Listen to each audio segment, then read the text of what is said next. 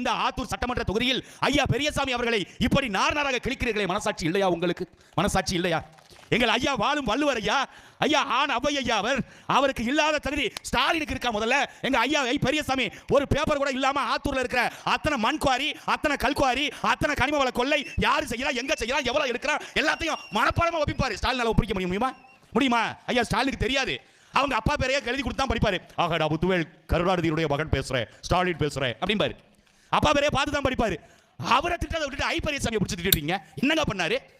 ஊர்ல விஏஓ ஆரையெல்லாம் இருப்பாங்கல்ல, லஞ்சம் வாங்கினா நம்ம மக்கள் என்ன சொல்றாங்க? எடுவட்ட பைய இப்படி புடிங்கி திங்கிறானே, அவன் கையில கட்ட வர, அவன் நாசமா போவே, அவன் குடும்பத்து மேல மண்ணுழுவே, அவனுக்கு இடி உழுவே, அவன் கிடக்கிற முள்ள மாதிரி போய் அப்படின்னு விஏஓ ஆரையை திட்டுவாங்க. எதுக்கு? 500,000 காசு வாங்கிட்டாங்க, 500 ரூபாய் காசு வாங்கிட்டாங்க. பட்டா மாத்துறதுக்கு அவன் 10,000 ரூபாய் கேட்கறாங்க. ஈபி கனெக்ஷன் கொடுக்கறதுக்கு இந்த கரண்ட்காரன் நாசமா போறவன் 10,000 ரூபாய் காசு கேட்கறான் அப்படின்னு 10,000 5,000 கொள்ளை அடிச்சா நம்ம ஆட்கள் திருடங்க, அவன் முள்ள மாதிரி பைய, அவன் முடிச்ச வைக்க பைய அப்படின்னு திட்டுவாங்க. ஆனா வருமானத்துக்கு அதிகமா தெரிஞ்சு, அரசாங்கத்துக்கு தெரிஞ்சு வருமானத்துக்கு அதிகமாக 2.1 கோடி ஒருத்தர் கொள்ளை அடிச்சாப்ல. 2.1 கோடி ரூபாய் வருமானத்துக்கு அதிகமா சொத்து சேர்த்துட்டார். எப்ப? 2006 இருந்து 2011 வரைக்கும் அமைச்சராக இருக்கும்போது. அவர் யாரு? அவர் அமைச்சருங்க. லூசு, அவனும் திருட்டு போய் தானே, அவனும் திருட்டு போய் தானே. நீ விஏஓ ஆரை திருட, ஈபில வேலை பார்க்கறவங்க திருட, லஞ்சம் வாங்குறவன் திருடனா, வருமானத்துக்கு அதிகமாக சொத்து சேர்த்த ஐ பெரியசாமி என்கிற மாமனிதர் திருடர். மரியாதையா சொல்லுங்க, திருடர் அப்படின்னு போட்டுக்கலாமா? வழக்கு நிலுவையில் இருக்குது நீதிமன்றத்தில். இன்னும் ஐயா உத்தமர்னு எங்கேயும் சொல்ல முடியல. தமிழ்நாட்டில் இருக்கிற எல்லா அமைச்சர்கள் மீதும் ஊழல் குற்றச்சாட்டுகள், எல்லா அமைச்சர் மீதும் சொத்து குவிப்பு வழக்குகள். ஆனால் வெளியில வெக்கமே இல்லாம பேசுவாங்க. தொடரட்டும் திமுகவினுடைய நல்லாட்சி, திமுகவினுடைய நல்லாட்சி. எது இந்த 5 ஆண்டு கால ஆட்சி நல்லாட்சி, மக்கள் செழிப்பாக வாழ்கிறாங்களா? ஐயா ஸ்டாலின் பேசுறாரு, இன்னைக்கு பிறந்த நாள் விழா. ஆக தமிழ்நாட்டு மக்கள் எல்லாம் நல்லா நிம்மதியாக வாழ்ந்து கொண்டிருக்கிறார்களே, அதற்கு காரணம் என்ன? திராவிட முன்னேற்ற கழகத்துடைய ஆட்சி தான். இந்த ஆட்சி தொடரட்டும். அடுத்த வருகின்ற தேர்தலில் 200 நாம் வெல்வோம். திமுக மறுபடியும் ஆட்சி அதிகாரத்திற்கு வந்து சூழலைப்போம் அப்படின்னு பேசுற ஐயா ஸ்டாலின். நல்லாட்சி கொடுத்துட்டீங்க ஐயா ஸ்டாலின் அவர்களே. நல்லாட்சி கொடுத்த ஐயா, அண்டா கொடுத்த ஐயா ஐ பெரியசாமி அவர்களே. இவ்வளவு நல்லாட்சி கொடுத்த நீங்க என்ன மயிருக்கு 5,000 காசு கொடுத்த? நல்லாட்சி கொடுக்கறல்ல, அப்படியே 5,000 கொடுத்த. அப்ப ஆட்சி சரியில்லை. மகளிருக்கு 1000 ரூபாய் கொடுப்பது வளர்ச்சி திட்டம். இல்லத்தரசிகளுக்கு 1000 ரூபாய், கல்லூரியில் படிக்கக்கூடிய மாணவிகளுக்கு 1000 ரூபாய், கல்லூரியில் படிக்கக்கூடிய மாணவர்களுக்கு 1000 ரூபாய், 3ஆம் ஆண்டு படிக்கக்கூடிய மாணவர்களுக்கு, கல்லூரி மாணவர்களுக்கு லேப்டாப், பள்ளிக்கூடத்தில் படிக்கின்ற மாணவர்களுக்கு இலவச சைக்கிள். இது எல்லாம் வளர்ச்சி திட்டம் கட்டமைக்கிறார் ஐயா ஸ்டாலின், ஐயா ஐ பெரியசாமி, ஐயா செந்தில் பாலாஜி, ஐயா KN நேரு, ஐயா அன்பில் மகேஷ் பொய்யாமொழி, தங்க மயிர் என்கின்ற பொன்முடி என்கின்ற கோல்டன் ஹேர். இவங்க எல்லாரும் கட்டமைக்க விரும்புறாங்க. 1000 ரூபாய் பெண்களுக்கு கொடுக்கிறது மூலமா அவங்களுடைய வருமானம் எவ்வளவு வருது தெரியுமா? 1000 ரூபாய் பெண்களுக்கு கொடுக்கறடா, கரண்ட் பில் 500 ரூபாய்க்கு மேல போயிருச்சுடா. இதெல்லாம் நீ சரி பண்ணணும். நீ 1000 ரூபாய் பெண்களுக்கு கொடுக்கிற அரிசி பருப்பு மளிகை ஜாமான இலவசமா நீ கொடுக்கலாம்ல. கொடுத்தீங்கன்னா நீ மானம் உள்ளவன். அன்றாவது அத்தியாவசிய தேவைகள் என்னவோ அதை கொடுக்க மாட்டேன். பெண்களுக்கு 1000 ரூபாய். தம்பி கேட்டான்ல, 1000 ரூபாய் பெண்களுக்கு கொடுக்குற, வருஷத்துக்கு எவ்வளவு கொடுக்குற? மாசத்துக்கு, ஒரு மாசத்துக்கு 1,20,00,000 குடும்ப அட்டைதாரர்கள், 1,20,00,000 பேருக்கு மாசம் 1000 ரூபாய் கொடுக்குற. மாசத்துக்கு 12,000 கோடி, இது 1,200 கோடி. இதுக்கு நீங்க செலவு பண்றீங்க. இந்த 1,200 கோடியை எடுத்து ஒவ்வொரு மாவட்டத்திற்கும் அந்த மாவட்டத்தில் பெண்கள் தங்களாக உருவாக்கப்பட்ட ஒரு தொழிற்சாலையை நிறுவனா அதுல மாசம் அவங்களுக்கு 10,000 ரூபாய் சம்பளம் கிடைக்குமே. அதை ஏன் நீங்க செய்யல? ஐயா ஸ்டாலின் போறாரு, இங்க இருந்து துபாய் நாட்டுக்கு போறாரு, அரபிய தேசங்களுக்கு போறாரு. போகும்போது சும்மா போகல, குடும்பத்தை கூட்டிட்டே போறாரு. துர்கா ஸ்டாலின் வாங்க, உதயநிதி ஸ்டாலின் வாங்க, இன்பநிதி ஸ்டாலின் வாங்க, துன்பநிதி ஸ்டாலின் வாங்க, துயரநிதி ஸ்டாலின் வாங்க, எல்லாரும் குண்டோட போவான். கோடாலி தேயிலை வாங்கிட்டு வருவோம்னு துபாய்க்கு போனாரு. துபாயில இருந்து எவ்வளவு முதலீடு கொண்டு வந்தீங்க? 6,000 கோடி. நல்லா தெரிஞ்சுக்கங்க மக்களே, மாசம் பெண்களுக்கு 1,200 கோடி ரூபாயை அரசாங்கம் செலவு செய்யுது. ஆனால் இந்த நாட்டில் முதலீடு பண்றதுக்கு வெளிநாட்டில இருந்து வந்தவனுடைய முதலீடு எவ்வளவு? 6,000 கோடி. அட மூதேவி, 4 மாசம் சேர்த்து வச்சினா நீயே 6,000 கோடி முதலீட்டை செஞ்சுட்டு போயிடலாமேடா. இதை ஏன்டா அங்க போய் கையேந்தி நிக்கிற? பதில் இருக்காதவங்கள்ட்ட நீங்க இந்த கேள்வி எல்லாம் கேளுங்க. ஐ பெரியசாமிட்ட கேளுங்க. ஐயா, அந்நிய முதலீடுனா என்ன? அந்நிய முதலீடு செய்கின்ற நிறுவனங்களுக்கு நாம என்னென்ன வழிவகை எல்லாம் செஞ்சு கொடுக்கணும்? என்னென்ன வழிவகை தெரியுமா? இங்க இருக்கிற விவசாய நிலங்களை எல்லாம் ஆட்டைய போட்டு, இங்க இருக்கிற ஏரி குளங்கள் எல்லாம் அப்படியே தூர்வாராம விட்டு, அதுல இருக்க ஆத்து மணலை திருடிட்டு கட்டாந்தரையாக மாற்றி கட்டாந்தரையை கார்ப்பரேட் நிறுவனத்துக்கு கொடுத்துருவான். நிலத்தடி நீரை எவ்வளவு வேணாலும் உறிஞ்சி நீ எடுத்துக்க. பெப்சி கம்பெனியா இருக்கட்டும், ஃபோர்டு கம்பெனியா இருக்கட்டும், ஹுண்டாய் கம்பெனியா இருக்கட்டும், வெளிநாட்டு நிறுவனங்கள், கோகோ கோலா கம்பெனி, எந்த கம்பெனி வந்தாலும் சரி, நிலத்தடி நீர் நீ எவ்வளவு வேணாலும் எடுத்துக்கலாம். 1 லிட்டர் எவ்வளவு தெரியுமா? நாம தண்ணி வாங்கி குடிக்கிறோம் பாட்டில், 1 லிட்டர் 20 ரூபாய்க்கு வாங்கி குடிக்கிறோம். ஆனா தனியார் கம்பெனிக்கு எவ்வளவு தெரியுமா கொடுக்குறாங்க? 20 காசுக்கு கொடுக்குறாங்க. 20 காசு. தமிழ்நாடு அரசாங்கம் நிலத்தடி நீரை 20 காசுக்கு தனியாருக்கு கொடுக்குறான். அவன் அந்த தண்ணியை எடுத்து அதுல கொஞ்சம் கலரை மிக்ஸ் பண்ணி அந்த தண்ணியை நம்மள்ட்ட 20 ரூபாய்க்கு விற்கிறான். இதுல யார் லாபம் அடைகிறா? அரசாங்கமும் தனிப்பெரும் முதலாளிகளும். அந்த குடிநீரை மக்களுக்கு இலவசமா கொடுத்தா மக்களுக்கு ஏன் அந்த தேவை வரப்போகுது? ஏன் அந்த 20 ரூபாய் செலவு வரப்போகுது? செலவினங்களை எங்க குறைக்கணும்னு இவங்களுக்கு தெரியல. அதே மாதிரி மின்சாரம், நமக்கு ஒரு நாளைக்கு 2 மணி நேரம் 3 மணி நேரம் மின்வெட்டு இருக்கும். 2 மாசத்துக்கு ஒரு தடவை மின் கட்டணம் செலுத்தல, ஒரு நாள் காலதாமதம் ஆச்சுன்னா அடுத்த நாள் காலையில வந்து ஃபியூஸ் கேரியரை புடிங்கிட்டு போயிடுவான். ஆனால் தனிப்பெரும் முதலாளிகளுக்கு, வெளிநாட்டு நிறுவனங்களுக்கு 24 மணி நேரமும் மின்சார சேவை. மின்சார கட்டணம் எவ்வளவு? நமக்கு இருக்கிற மாதிரி இல்ல. நமக்கு யூனிட் 6 ரூபாய்க்கு போடுவான், 8 ரூபாய்க்கு போடுவான், 10 ரூபாய்க்கு போடுவான். அவனுக்கு யூனிட் 4 ரூபாய்க்கு. விளங்குமா இது? தனி முதலாளிகளுக்கு, பெரும் முதலாளிகளுக்கு 4 ரூபாய் ஒரு யூனிட் மின்சாரம். ஆனால் நாட்டு குடிகளுக்கு 6 ரூபாய் 8 ரூபாய் ஒரு யூனிட் மின்சாரம். இது அரசா? இது வளர்ச்சி திட்டமா? வேலை வாய்ப்பை உருவாக்குவோம். ஐயா ஸ்டாலின் ஆட்சிக்கு வரும்பொழுது ஐயோ அவங்க பேசின பேச்செல்லாம் கேட்டா இப்ப பேசுறாங்க பாருங்க. இந்த முறை 2026 நாங்கள் தேர்தல் கதாநாயகியை கொடுக்க போறோம். அவங்க தேர்தல் அறிக்கை கதாநாயகியம். இந்த கதாநாயகன் ஒன்று சொன்னாங்க 2021 ஐயா ஸ்டாலின் கூட மேடை போட்டு பேசினார். எல்லா இடத்துலையும் போய் என்ன சொன்னார்னா 90 விழுக்காடு நாங்கள் வாக்குறுதிகளை நிறைவேற்றி விட்டோம். ஐயா ஸ்டாலின் உதயநிதி ஸ்டாலின் கேட்கறாங்க, ஐயா இந்த 505 வாக்குறுதி கொடுத்தீங்களே 95 விழுக்காடு வாக்குறுதிகளை நாங்கள் நிறைவேற்றி விட்டோம். அன்பில் மகேஷ் கேட்கறாங்க, ஐயா எத்தனை வாக்குறுதி? 85 விழுக்காடுகள். KN நேரு கேட்கறாங்க 80 விழுக்காடு. சென்னை மாநகராட்சியுடைய மேயர் இருக்காங்கல்ல பிரியா, இந்த சேகர் பாபு கூடவே சுத்திட்டு இருப்பாங்கல்ல, அவங்கள்ட்ட கேட்கறாங்க, அவங்க சொல்றாங்க 75 விழுக்காடு நாங்கள் நிறைவேற்றிட்டோம். உண்மையிலுமே அவங்க எவ்வளவு நிறைவேற்றலங்கிறது மக்களுக்கு தெரியும். ஆனால் திமுகவினுடைய தேர்தல் அறிக்கை இத பாத்துக்கங்க, ஆதாரத்தோட பேசுறேன். திமுக தேர்தல் அறிக்கை 2021 திமுக கொடுத்திருக்கிற வாக்குறுதியில ஒரு 4-5 படிக்கிறேன். இது சாத்தியமா? சரி பண்ணிருக்காங்க. 95 விழுக்காடு 90 விழுக்காடுன்னு சொன்னாங்கல்ல, அதுல முதல் வாக்குறுதி என்ன தெரியுமா? திருக்குறளை தேசிய நூலாக ஆக்க மத்திய அரசை வற்புறுத்துவோம். வற்புறுத்தி இருக்கியா? என்னைக்காவது ஒரு நாள் திருக்குறளை தேசிய நூலாக முதல் வாக்குறுதி அவுட். இரண்டாவது வாக்குறுதி, கடும் ஊழல் புகார்களுக்கு ஆளாகியுள்ள அதிமுகவின் அமைச்சர்கள் மீதான புகார்களை விசாரித்து தனி நீதிமன்றம் அமைக்கப்படும். எப்படி தேர்தல் நேரத்தில் சொன்னாரு, ஆக எஸ்பி வேலுபடியா இருக்கட்டும், தங்கபடியா இருக்கட்டும், எந்த படியா இருந்தாலும் உங்க படியை அடிச்சு நான் புடுங்காம விட மாட்டேன், எல்லாரையும் சிறைக்குள்ள தள்ளிடுவேன். ஆக கடந்து திமுக ஆட்சி வந்த உடனே மொத்த அதிமுக அமைச்சர்களும் அங்க கம்பி அடிக்கிட்டு இருப்பாங்க, அது யாராக இருந்தாலும் சும்மா விட மாட்டேன் அப்படின்னாரு.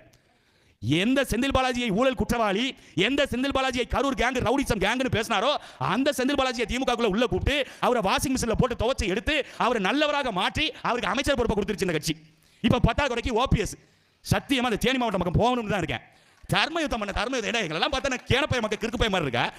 போய் மெரினா பீச்சில் உட்காந்துக்கிட்டு சத்தியம் பண்றேன் அம்மே பச்சை புள்ள அழுகுற மாதிரி அம்மே அம்மான்னு. ஆனா அன்னைக்கே அம்மையார் சசிகலா சொன்னாங்க, இவர்கள் இருவரும் பார்த்து கொண்டார்கள், பேசி கொண்டார்கள், சிரித்து கொண்டார்கள் அப்படின்னு ஸ்டாலினை OPS சொன்னாங்க. அன்னைக்கு புரியல, இன்னைக்கு புரியுது. OPS போய் அங்க சேர்ந்துட்டாரு. இதே OPS எவ்வளவு கடுமையாக விமர்சிச்சிருக்கு இந்த திமுக, இந்த ஐயா ஸ்டாலின் அவர்கள், இந்த உதயநிதி ஸ்டாலின் அவர்கள் அவ்வளவு கடுமையாக விமர்சிச்சு இன்னைக்கு OPS நல்லவர் வல்லவர் நாளும் தெரிஞ்சவர், 3 முறை முதலமைச்சராக இருந்தவர், முட்டி போட்டு கால்களுக்கு நின்னவர் அப்படின்னு இன்னைக்கு பட்டங்கள் கொடுக்குறீங்க. வெக்கமா இல்ல? அதிமுக அமைச்சர்கள் ஒவ்வொருத்தரையும் ஊழல் குற்றச்சாட்டு இருக்கு, சிறைக்கு அனுப்புவேன். ஒருத்தர் கூட சிறைக்கு அனுப்பல, யாரையும் சிறைக்கு அனுப்பல. அதனால வெயிட் பண்ணி பார்த்தாங்க ED அதிகாரிகள். தூக்கிட்டு போய் செந்தில் பாலாஜி உள்ள விட்டு குத்துனாங்க. ஒரு 440 நாள் உட்கார வச்சு குத்துனதுல பேண்ட்ல செந்தில் பாலாஜி மூத்திரம் போனது மட்டும் தான் மிச்சம், வேற எதுவும் நடக்கல. அப்ப 2வது வாக்குறுதி அவுட்டா. 3வது வாக்குறுதி பாருங்க, முதலமைச்சருடைய நேரடி கட்டுப்பாட்டில் தனி துறை ஒன்று உருவாக்கப்பட்டு உங்கள் தொகுதியில் ஸ்டாலின் என்ற திட்டத்தின் கீழ் பெறப்பட்ட மனுக்களுக்கு 100 நாட்களுக்குள் தீர்வு காணப்படும். அண்ணா ரோடு போட்டாங்கல்ல, அந்த ரோடு போட்டாங்கல்ல, அந்த ரோடு 100 நாள்ல வருமா? உங்கள் தொகுதி ஸ்டாலின்ல வருமா? எப்பேற்பட்ட ஏமாற்று பேரொழி பாருங்க. ஒரு கிராமத்துல ஒரு சிமெண்ட் சாலை போட்டுட்டேன்னு கையெழுத்து வாங்கிட்டான், போட்டுட்டேன்னு சொல்லிட்டான். இப்ப நாம என்ன பண்றோம்? ஐயா காவல்துறை அதிகாரி அவர்களே, உங்கள்ட்ட கெஞ்சி கேட்கிறோம், அந்த ரோட்டை கண்டுபிடிச்சு கொடுங்க. வடிவேலு கிணத்த காணாங்கிற மாதிரி நாங்க ரோட்டை காணான்னு கம்ப்ளைண்ட் தான் கொடுக்கணும். அடிக்கிறது எல்லாத்துலயும் ஊழல், லஞ்சம். 100 நாட்கள்ல நான் வந்து தீர்த்து வச்சிருவேன் பிரச்சனையை. பெட்டி வாங்கினார் ஐயா ஸ்டாலின். ஒவ்வொரு பெட்டியா வாங்கி அந்த பெட்டிக்குள்ள மனுக்களை போடுங்க. திண்டுக்கல் நடந்துச்சு. எங்க ஐயா பெரியசாமி என்னதான் பெரிய மனுஷன் மேடையில கூட ஏத்தல, இருந்தாலும் அசிங்கப்பட்டால ஐயா பெரியசாமி அதை பத்தி கவலைப்பட மாட்டாப்ல, கீழே நின்னாப்ல. அந்த பெட்டியில வாங்கி போட்டீங்களே, அந்த பெட்டியில யாருமே எழுதி கொடுக்கலையா? இங்க இருக்கிற அந்த குளத்துல மண்ணை திருடுறாங்க இந்த மலைமூலிகை மகாதேவங்கள் திமுக கட்சிக்காரர்கள், இப்படி மண்ணை கனிம வளத்தை ஆட்டைய போடுறாங்க, காடுகளை அழிக்கிறாங்க, இருக்கிற மரங்களை வெட்டுறாங்க அப்படின்னு யாருமே மனு எழுதி கொடுக்கலையா? ஏன் 100 நாள்ல செய்யல? அதுக்கு பதிலா இப்ப என்ன சொல்றாரு ஐயா ஸ்டாலின்? 4 ஆண்டுகள் முடிஞ்ச பிறகு இப்போ ஒரு 6 மாசத்துக்கு முன்னாடி போட்டாங்களே, உங்கள் தொகுதியில் ஸ்டாலின் வீடு வீடா வந்து உங்களுடைய குறைகளை கொடுங்க, பட்டா வேணுமா, உங்களுக்கு என்ன குற்றச்சாட்டு இருந்தாலும் கொடுங்க, உடனே நாங்க செய்யறோம். அப்ப 400 நாட்கள் 500 நாட்கள் என்ன பண்ணீங்க? 4 ஆண்டுகள் ஆட்சியில் என்ன பண்ணீங்க? அப்ப உங்கள் தொகுதியில் ஸ்டாலின்ங்கிறதும் பிளாப், அதுவும் போச்சா? அனைத்து சட்டமன்ற தொகுதிகளுக்கும் மக்கள் குறை கேட்கும் முகாம்கள் நடத்தப்படும். ஆத்தூர்ல நடத்துனாங்களா? குறை கேட்பு கூட்டங்கள் நடத்தப்பட்டுச்சா? எங்கேயாவது அந்த மாதிரி கருத்து கேட்பு கூட்டங்கள் நடத்தப்பட்டிருக்கா? அந்த மாதிரி எதுவுமே நடத்தப்படல. தமிழ்நாடு முழுக்கவே நடக்கல. பொங்கல் திருநாள் மாபெரும் பண்பாட்டு திருநாளாக மாநிலம் முழுவதும் கொண்டாடப்படும். எங்கேயாவது கொண்டாட விட்டுருக்கியா நீ?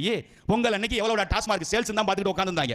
பொங்கலை யாருக்காவது கொண்டாட விட்டியல? பொங்கலுக்கு 3000 காசு கொடுத்து எங்கள் மக்கள் பாருங்க, தமிழர்களுடைய பண்டிகை, எங்களுடைய இனம் சார்ந்த பண்டிகை அது ஒண்ணுதான்.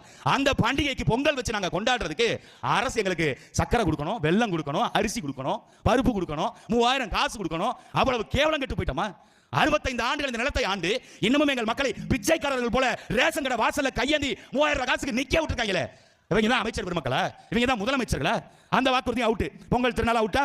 இப்படி இருக்கு நிறைய. ஆவின் பால் லிட்டருக்கு 3 ரூபாய் குறைக்கப்படும். குறைச்சாங்களா? ஆவினுடைய பால் பொருட்கள் விலையை உயர்த்திக்கிட்டே போனா. அதே போல மின்சார கட்டணம், மிக முக்கியமான பாயிண்ட் தான் மின்சார கட்டணம். 2 முறை மாதத்துக்கு 2 மாதத்துக்கு ஒரு தடவை கணக்கு எடுக்கிறதுனால மின் கட்டணம் அதிகமா இருக்குது, மக்களால் கட்ட முடியல. திமுக ஆட்சிக்கு வந்தால் மாதம் ஒரு முறை மின் கட்டணத்தை நாங்கள் கட்டுற மாதிரி செய்வோம், மாதம் ஒரு முறை ரீடிங் எடுப்போம் அப்படின்னு சொல்லி சொன்னாங்க. மின் கட்டணம் அப்படி எடுக்கப்படுதா? மாதம் கணக்கு எடுக்கிறாங்களா? அதுவும் அவுட். அனைத்து கிராமங்களுக்கும் தூய்மையான குடிநீர் வழங்கப்படும். திமுக தேர்தல் அறிக்கை கொடுத்திருக்கா? எல்லா கிராமத்திற்கும் குடிநீர் போய் சென்றடைஞ்சிருக்குதா? நிலத்தடி நீரை இவர்கள் பராமரிக்கிறாங்களா? நீர் மேலாண்மை இவங்களுக்கு முதல்ல என்னன்னு தெரியுமா? திமுக இருக்கவங்களுக்கு ஐயா ஐ பெரியசாமிக்கு தெரியுமா நீர் மேலாண்மை எல்லாம் என்னன்னு தெரியாது. எங்கெங்கெல்லாம் தண்ணி தேங்குமோ அதுக்கு கீழே மண் இருக்கும், அந்த மண்ணை நம்ம எப்படியா திருடிட்டு போலாம். இதுதான் இவர்களுக்கு தெரிந்தது. இந்த மாதிரி அடுக்கடுக்கா இருக்குதுங்க. 60 வயதிற்கு மேற்பட்டவர்களுக்கான உதவித்தொகை 1500 உயர்த்தப்படும். 32 லட்சம் ஆதரவற்ற பெண்கள், இளம் பெண்கள், கைம்பெண்கள், 50 வயதை கடந்த மனமாகாத பெண்கள், அவர்களுக்கு மாற்றுத்திறனாளிகள், உழவர் பாதுகாப்பு திட்ட பயனாளிகள், இவர்கள் எல்லோருக்கும் அதிகமான ஓய்வூதியமாக 1500 ரூபாய் ஆக்கப்படும். 6000 ரூபாய் மீன்பிடி தடை காலங்களில் மீனவர்களுக்கு வழங்கப்படும். இப்படி எக்கச்சக்கமா இருக்கு. இதுல ஒண்ணு கூட இவங்க நிறைவேற்றல. ஆனா வெக்கமே இல்லாம மேடை போட்டு 505 தேர்தல் வாக்குறுதியில 505 நாங்க நிறைவேற்றிட்டோம்ங்கறாங்க. நம்ம மக்களை நம்பிக்கிட்டு சொன்னதை செஞ்சிருப்பாங்களோ? யார் இவங்க? உண்டக வீட்டுக்கு ரெண்டகம் பண்றவங்க இவங்க எப்படிங்க செய்வாங்க? நாங்க கேட்கிற நீட் பரீட்சைங்க. இருக்கிற மாணவர்கள், மருத்துவ மாணவர்கள் மருத்துவம் படிக்கின்ற கனவே இன்னைக்கு போயிருச்சு. காரணம் நீட்டுங்கிற பரீட்சை. அனிதாங்கிற அரியலூர் மாவட்டத்தை சார்ந்த பெண்மணி, அந்த குழந்தை இறந்து போயிருச்சு. தான் நீட்ல பரீட்சை பாஸ் ஆகி மருத்துவர் ஆக முடியலன்னு அந்த குழந்தை இறந்து போச்சு. அனிதா அச்சீவர்ஸ் அகாடமி என்ற ஒரு அகாடமியை திறந்து கிராமப்புற மாணவர்களுக்கு நீட் பரீட்சையை நாங்கள் எப்படி எதிர்கொள்ள போகிறோம் அப்படின்னு நாங்க அவங்களுக்கு பாடம் எடுக்க போறோம்னு அனிதா அச்சீவர்ஸ் அகாடமின்னு ஓபன் பண்ணா. அனிதா இறந்த பிறகு, திமுக ஆட்சிக்கு வந்த பிறகு 32 அனிதாக்கள் இறந்து போயிட்டாங்க. 32 மாணவர்கள் நீட் பரீட்சையில இறந்து போயிட்டாங்க. இதே ஐயா கருணாநிதியினுடைய அற்பெரும் பேர பிள்ளை ஐயா ஸ்டாலின் அவர்கள் பெற்றெடுத்த அரும்பெரும் புதல்வர் ஐயா உதயநிதி ஸ்டாலின் அவர்கள் நீட்டு பரீட்சை குறித்து பேசும்பொழுது எடப்பாடி பழனிசாமிக்கு எல்லாம் தெரியாதுங்க. அது எப்படி ரத்து பண்ணணும் அவருக்கு தெரியாது. யாருக்கு வெக்கம் இருக்கோ, மானம் இருக்கோ, ரோசம் இருக்கோ, சூடு இருக்கோ, சொரணை இருக்கோ, அவங்களால மட்டும்தான் நீட்டு பரீட்சையை ஒழிக்க முடியும்னாரு. திராவிட சூரியனே, வெக்கம் இருக்கா, மானம் இருக்கா, ரோசம் இருக்கா, ஈனம் இருக்கா? நான் சொல்லல, உதயநிதி ஸ்டாலின் தான் சொன்னாரு. வெக்கமான ரோசம் சூடு சொரணை இருக்கிற ஒருத்தரால மட்டும்தான் நீட்டு பரீட்சை ரத்து பண்ண முடியும். ஐயா ஸ்டாலின் 5 ஆண்டுகள் ஆட்சி முடிய போது நீட்டு விலக்கு கொண்டு வரல. அப்ப உதயநிதி ஸ்டாலின் யாரை திட்டிருக்காரு? பெரும் மதிப்புக்கும் மரியாதைக்கும் உரிய தமிழ்நாட்டுடைய முதலமைச்சர் ஐயா முத்துவேல் கருணாநிதி ஸ்டாலின் அவர்களை தான் வெக்கம் இல்லையா, மானம் இல்லையா, ரோசம் இல்லையா, சூடு இல்லையா, சொரணை இல்லையான்னு கேட்டிருக்காரு. நாங்க கேட்கல, அவங்களே கேட்டுக்குவாங்க. நாங்க தான் சொல்றோமே, அவர்களுக்கு தத்துவ புரிதல் இல்லை. பெண்களுக்கு 1000 ரூபாய் இலவச பேருந்து கொடுத்துட்டா, இலவச பேருந்து டிக்கெட் எவ்வளவு இருக்கும்? ஒரு நாளைக்கு நாங்க 50 ரூபாய்க்கு பயணிக்கிறோம்னு வைப்போம். ஒரு நாளைக்கு போயிட்டு வர்றதுக்கு 100 ரூபாய் வச்சுக்க, மாசத்துக்கு 3000 வருது. இந்த 3000 காசை நாங்கள் வருமானத்திலிருந்து கொடுத்துட்டு மதிப்பு மிக்க ஒரு ஜனநாயகவாதியாக இந்த மண்ணில் நிலவரது உங்களுக்கு பிடிக்கல. என்ன தெரியுமா பண்ணாங்க? ஓசி பஸ்னாங்க, ஸ்டாலின் பஸ்னாங்க. ஸ்டாலின் பஸ் கூட சொல்லிட்டு போ, ஏன்னா ஓட்ட உடச்சல் இஎம்பி தலைக்கு பேர் சம்பளங்கிற மாதிரி தான் தமிழ்நாடு அரசு போக்குவரத்து கழகம் இருக்கு. அதனால அது நீ ஸ்டாலின் பஸ்னு வச்சுக்க, திராவிட மாடல் பஸ் கூட வச்சுக்க, நாங்கள் அதுக்கு கவலைப்படல. ஆனா ஒரு மதிப்பிற்குரிய ஒரு அமைச்சர் பெருமக்கள் ஐயா பொன்முடி என்கின்ற அந்த தங்க மயிறு அவர் பேசுறாருங்க, மேடையில் உட்கார வச்சுக்கிட்டு, இங்க இருந்து நீங்க அங்க போறீங்க, அங்க இருந்து இங்க வர்றீங்க அப்படின்னா எல்லாம் ஓசியில தானே போறீங்க, ஓசியில அப்படின்னாரு. இப்படி பேசலாமா? பெண்களை நீங்கள் உயர்த்துவதாக பேசுறீங்க, பெண்களுக்கு முக்கியத்துவம் கொடுக்கறோம்னு பேசுறீங்க, பெண்களை அதிகாரம் மையப்படுத்தியது திமுக தான் பேசுறீங்க. அந்த பெண்களை பார்த்து ஓசியில போறியான்னு கேக்குறீங்க. வாயில நல்லா வருது, ஓக்கு பதிலா வேவ போட்டு பேசிவிடுவோம். ஆனா பேசக்கூடாதுன்னு இருக்கும், அமைதியா போகணும்னு. ஒரு அமைச்சர் பேசலாம் அப்படி? பெண்களை இழிவு செய்வது போல. அதுல ஒரு அம்மாவை மேடையில் உட்கார வச்சுட்டு, ஏமா நீ எஸ்சி தானமா, நீ எஸ்சி தானே? ஆனா இங்க பேசுவாங்க, சாதியை ஒழித்தது பெரியார் தான், பெரியாரின் வழி வந்தவர் அண்ணா, அண்ணாவின் வழி வந்தவர் கருணாநிதி, கருணாநிதியின் கையை பிடித்து வந்தவர் ஸ்டாலின், எல்லாம் பேசுவாங்க. ஆனா வீட்டுக்கு யாராவது வந்தா கவுடாவான்னு கேட்பாரு. யாரு? ஐயா ஸ்டாலின் கேட்பாரு, நீங்க கவுடாவா, நம்ம மனவாடா அப்படின்னு கேட்பாரு. இவரு நீங்க எஸ்சி தானமான மேடையில் நிக்க வச்சுக்கிட்டு கேட்பாரு. இதெல்லாம் பெண்களை இழிவு செய்வது போல இல்லையா? சரி, இவர் தான் ஒரு அமைச்சர். சரி, பொன்முடிக்கு தான் மண்டல மூளை இல்ல, அவர் இதே மாதிரி ஒரு வருமானத்துக்கு அதிகமா சொத்து சேர்த்தாரு, மணல் குவாரி நடத்தினதுல அதிகமா முறைகேடு பண்ணிட்டாருன்னு அவர் மேல ஒரு வழக்கு. அவரை ஜெயில பிடிச்சி போடுங்க, நீதிபதி தீர்ப்பு எழுதிட்டாப்ல, இல்ல இந்த ஆளை பிடிச்சி ஜெயில போடுங்கப்பா அப்படின்னு. அங்க போய் நீதிமன்றத்தில் இங்க வீரவசனம் பேசுவாங்க. ஐ பெரியசாமி இருக்கார்ல நம்ம ஐயா, அவர் எப்படி சரண்டர் ஆனாரோ அப்படி அங்க பொன்முடி, இங்க இவக மாதிரி அங்க அவங்க, இங்க இவக பெரிய தலைக்கட்டு, அவர் அங்க பெரிய தலைக்கட்டு பொன்முடி, அந்த பக்கம் விழுப்புரம் பக்கத்துல. அவர் என்ன பண்ணாரு? நேரா நீதிமன்றத்துக்கு போனாரு. நான் ஊழல்லாம் செய்யல, முடிஞ்சா நிரூபிச்சு பாரு அப்படின்னு சொல்லுவாருன்னு பார்த்தா வேட்டிய படக்குன்னு கீழே இறக்கி விட்டு கீழே விழுந்துட்டாப்ல. ஐயா எனக்கு வயசாயிருச்சுங்க ஐயா, 80 வயசு கிட்ட ஆகுதுங்க ஐயா, இதுக்கு மேல ஜெயில போய் கம்பி எண்ணி களியெல்லாம் திங்க முடியாதுங்க ஐயா, தயவு செய்து என் வயசை பார்த்தாவது என்னை கொஞ்சம் விட்டுங்க ஐயா அப்படின்னு அவர் அங்க சரண்டர். நம்ம என்ன எப்படி தெரியுமில்ல, இங்க பேசினா தானே, இங்க டீல் பேசினா தானே நீ கண்டுபிடிச்சு விடுவ. பொன்முடி மாட்டிக்கிட்டாப்ல, அதனால நம்மள என்ன பண்ணிட்டாப்ல, நேரா உச்சநீதிமன்றத்துக்கு போயிட்டாப்ல. ஐ பெரியசாமி அவர்கள் நேரா உச்சநீதிமன்றத்தில் போய் இந்த வழக்கு விசாரணை நீங்க தள்ளி வைக்கணும். அங்கே நீதிபதி ஏன் தள்ளி வைக்கணும்? அது கேட்கறாரு, ஏன் தள்ளி வைக்கணும்? இல்ல நான் வந்து அமைச்சரா இருக்கேன், அமைச்சர் பொறுப்பு கொடுத்தா தானே கேட்ப, இரு அடுத்ததுல புரிஞ்சு விடுறோம் அப்படின்னு நீதிபதி விரட்டி விட்டாங்க. நம்மளால வந்துட்டாப்ல. இங்க வந்துட்டு ஊருக்குள்ள எங்க ஊழல் குற்றச்சாட்டை நிரூபிக்க முடியுமா, அது முடியுமா, செந்தில் பாலாஜி இப்படி தான் பேசிட்டே தெரிஞ்சாப்ல.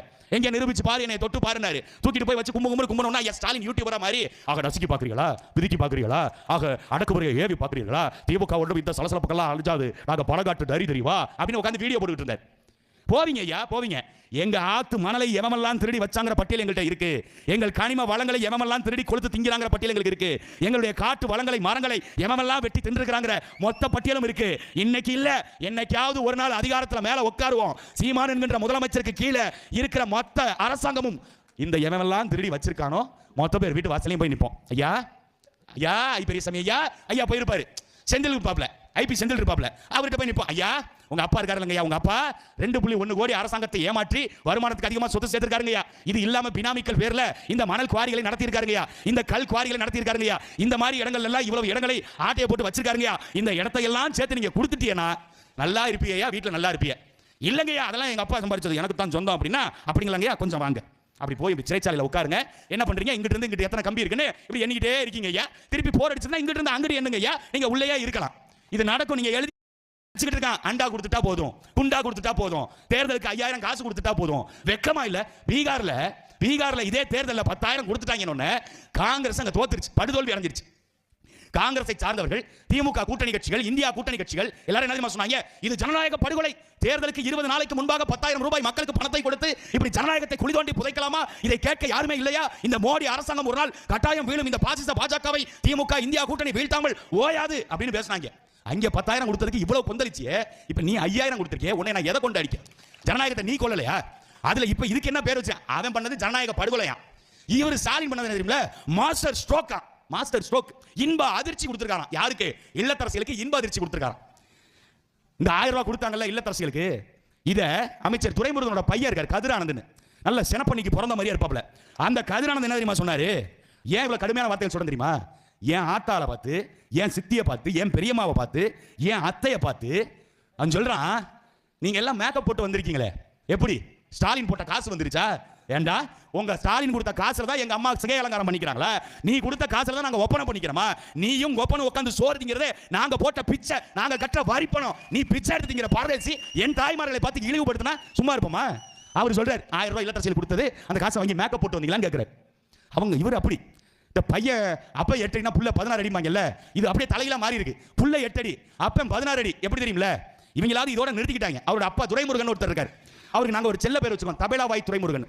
அந்த தபேலாவாய் துரைமுருகன் என்ன தெரியுமா சொன்னாரு? மாணவிகளுக்கு 1000 ரூபாய் கொடுக்குறோம்ல, புதுமை பெண் திட்டம்.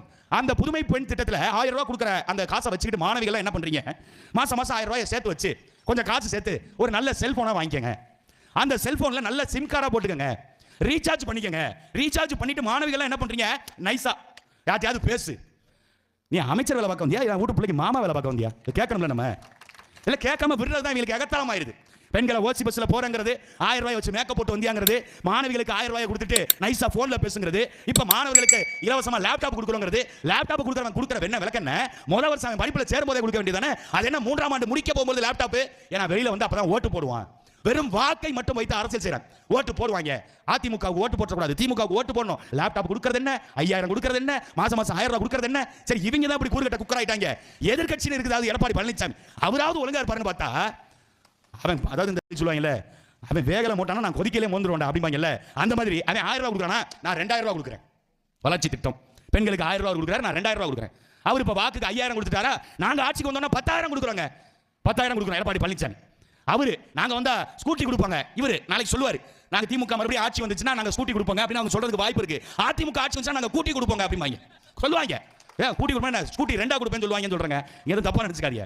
அதிமுக அதுக்கு பேர் போன கட்சி இல்ல, அது கூத்துறதெல்லாம் நம்ம பேசக்கூடாது, அது அரசியல் மாண்பு கிடையாது. அப்படி முதலமைச்சர் எடப்பாடி பழனிசாமி விமர்சிக்கவும் கூடாது, அது நம்ம மாண்புல வராது, மரியாதை வராது. அதனால என்னதான் நம்ம சித்தப்பு எடப்பாடி பழனிசாமி எப்படி பார்த்தா நம்ம சித்தப்பு. ஆனா நம்ம சனிக்கிழமை எப்ப வேணாலும் நம்ம அடிச்சுக்கலாம், ஆனா அறிவன் கொஞ்சமாவது இருக்கணும்ல.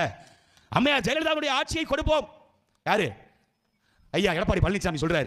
நேத்து வரைக்கும் எடப்பாடி பழனிசாமியும் டிடிவி தினகரனை அடிச்சுக்கிட்ட அடி இருக்கேன் போப்பா. இந்த அரசியல் எவ்வளவு கேடுகட்டத்தனமானதுன்னு பாருங்க. முத நாள் வரைக்கும் எடப்பாடி பழனிசாமியை பார்த்து ஐயா டிடிவி தினகரன் சொல்றாரு, அவர் ஒரு பச்சை துரோகி, அவருக்கு பதவி கொடுத்தவரை அவர் தூக்கி எறிந்து விட்டார், அவனுக்கு ஒரு கல்நெஞ்சக்காரன், அவனுக்கு இரக்கமில்லை அப்படின்னு பேசிட்டு இருந்தார் எடப்பாடி பழனிசாமி. எடப்பாடி பழனிசாமி டிடிவி தினகரனை பார்த்து அம்மையார் ஜெயலலிதாவாலேயே விரட்டி விடப்பட்டவர், அவருக்கும் அதிமுக கட்சிக்கும் என்ன சம்பந்தம் இருக்கிறது, அவன்லாம் ஒரு மனிதனா, அவன்லாம் இருக்கலாமா அப்படின்னு பேசினாரு. அதுக்கு கோவப்பட்டு டிடிவி தினகரன் எடப்பாடி பழனிசாமி கூட கூட்டு வைக்கிறதுக்கு பதிலா நான் நாண்டுகிட்டு சாவேன் அப்படின்னு பேசினாரு. ஒரு வாரம் கழிச்சு பாக்குறேன் 2 பேரும் கூட்ட நின்னுட்டாங்க. கயிறு வாங்கி வச்சிருக்கேன், மாநாட்டு திடல்ல கொடி ஏத்துறதுக்கு கயிறு வாங்கினேன், 400 அடி கயிறு வாங்கினேன், 200 அடி ஒரு கம்பத்துக்கு 150 அடி போயிருச்சு.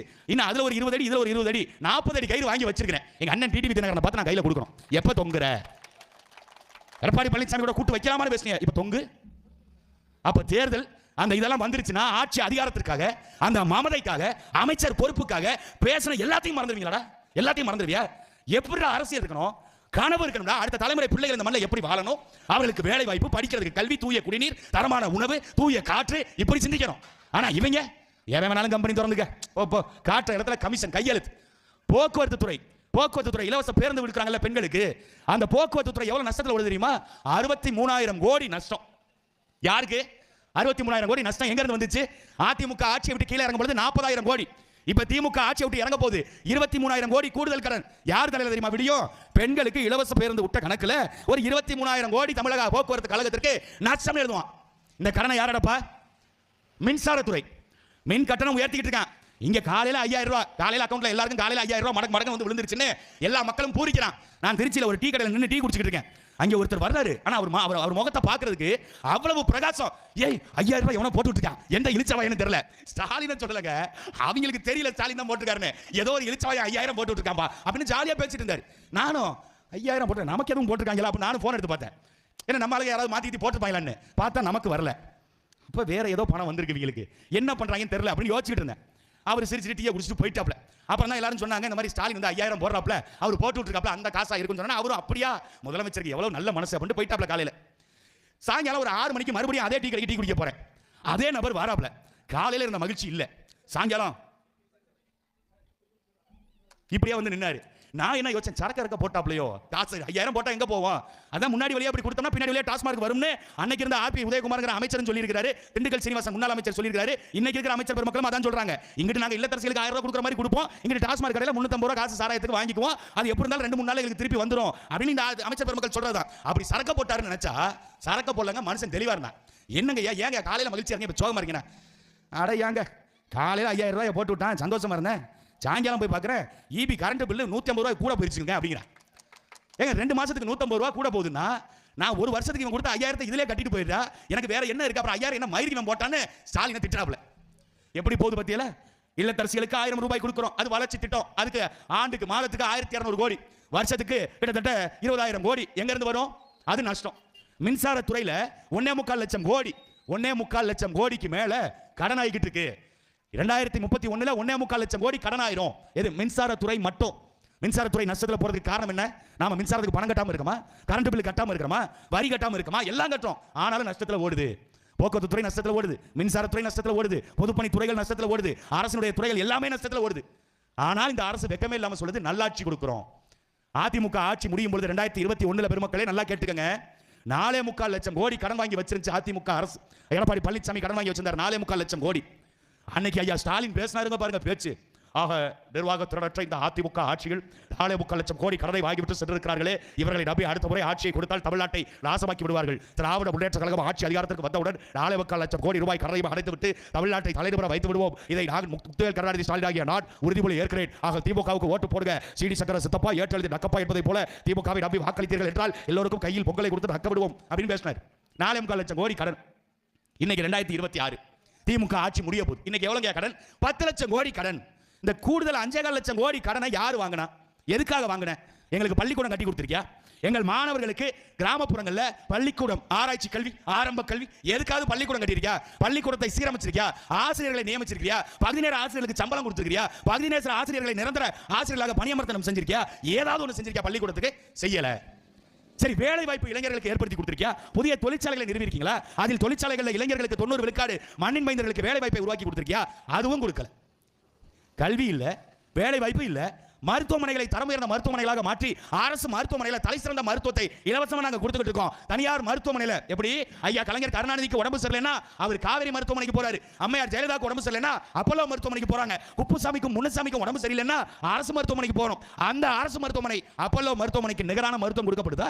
அந்த அரசு மருத்துவமனையில காவேரி மருத்துவமனைக்கு நிகரான மருத்துவம் கொடுக்கப்படுதா? மருத்துவ கட்டமைப்பை உருவாக்கி இருக்கியா? அதுவும் இல்லை. இருக்கிற மக்களுக்கு தரமான சாலையை போட்டு கொடுத்திருக்கியா? சாலை தான் நீ போட்டு கொடுத்த சாலை தான் பார்த்துட்டோமே.